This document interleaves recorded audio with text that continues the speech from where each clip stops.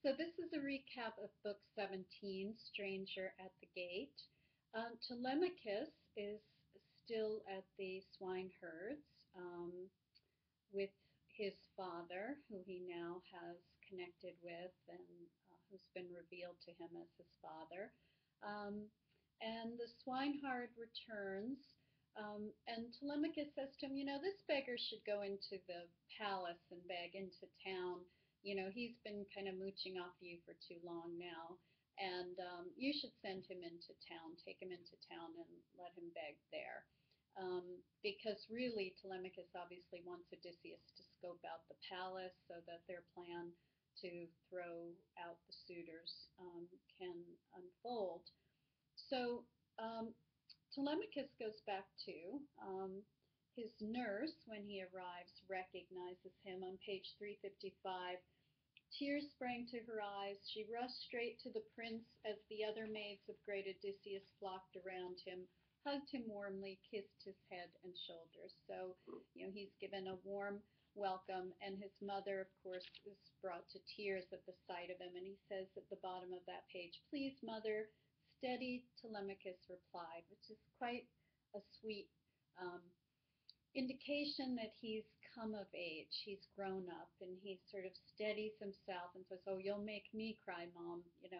Please don't move me to tears. Don't stir the heart inside me. I've just escaped death.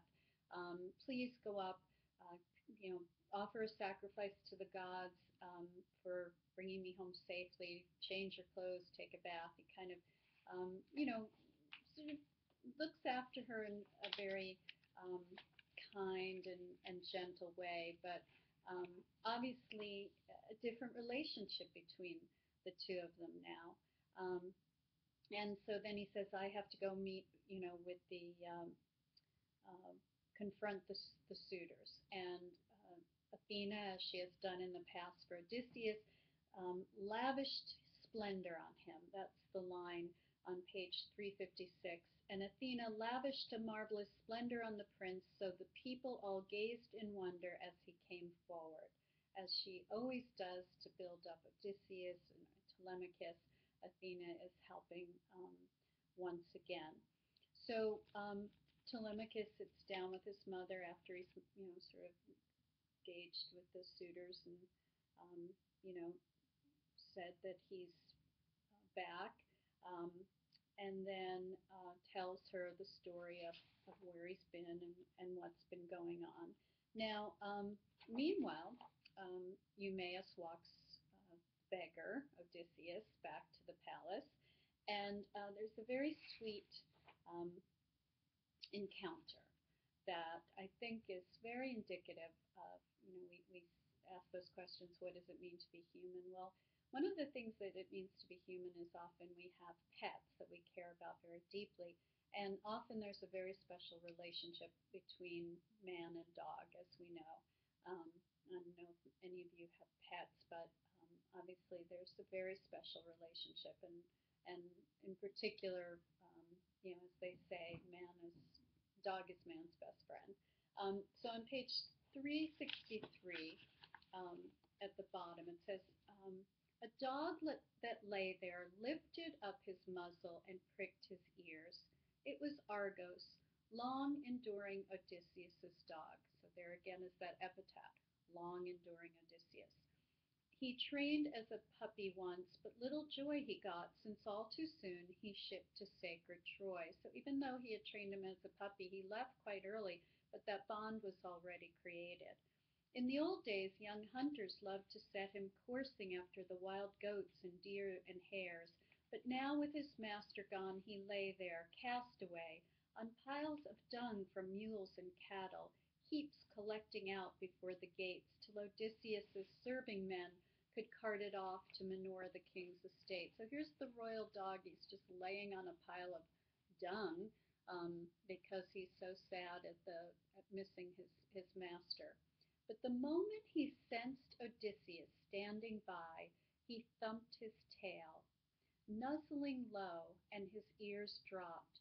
Though he had no strength to drag himself an inch toward his master, Odysseus glanced to the side and flicked away a tear, hiding it from Eumaeus.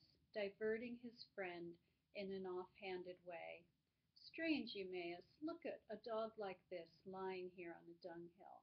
But he knew that Argos had recognized him, and there's that very sweet moment between them, which I think is just a lovely, a very relatable kind of experience for any of us who have had that kind of relationship with a pet. Um, and so, as soon as he recognizes Odysseus, Odysseus has arrived home, he can pass away. But the dark shadow of death closed down on Argos's eyes the instant he saw Odysseus 20 years away. So that's a lovely little encounter that they have.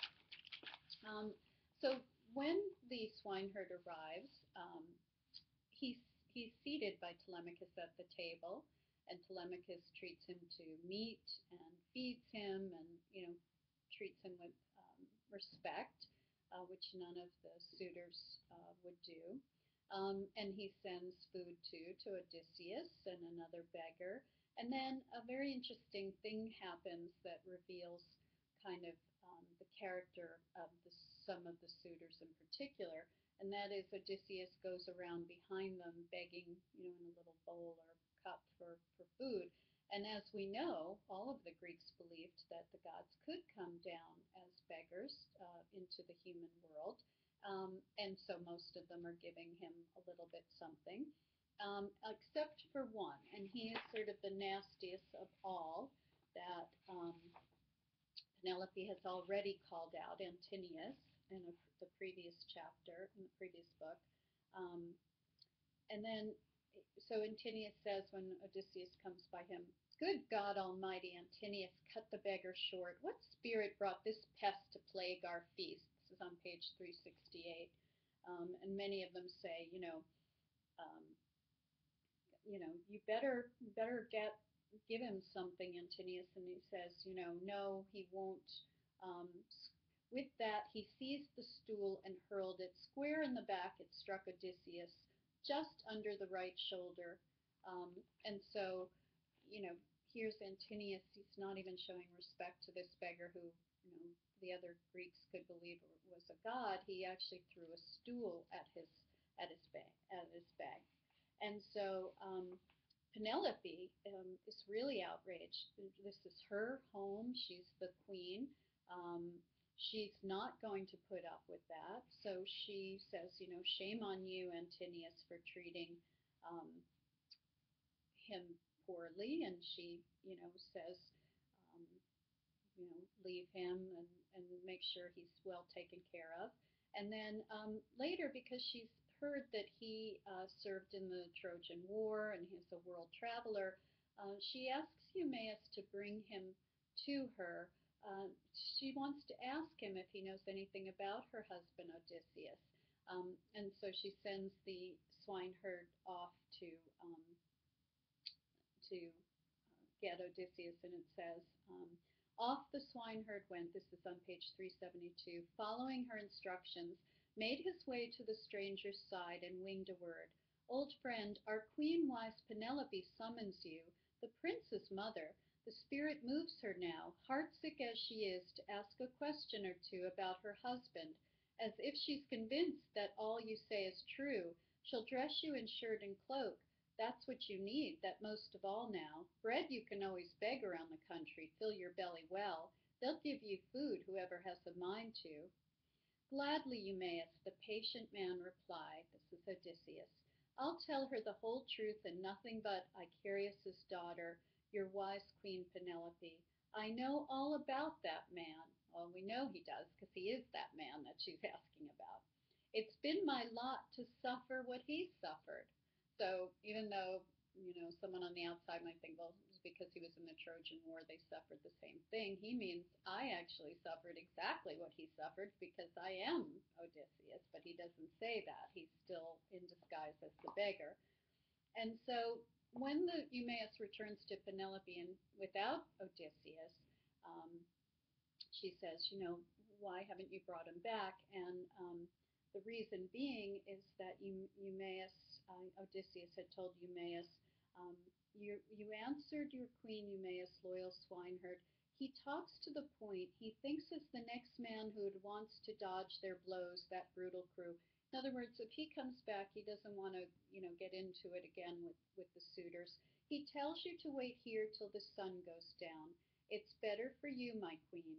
Then you can talk with that man in private and hear the stranger's news.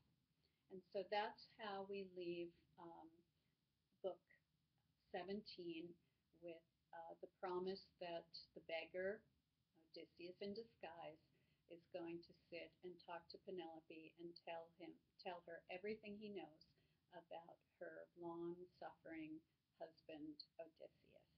So stay tuned, and we'll be back with a final edition of this module's books, which would be book 18.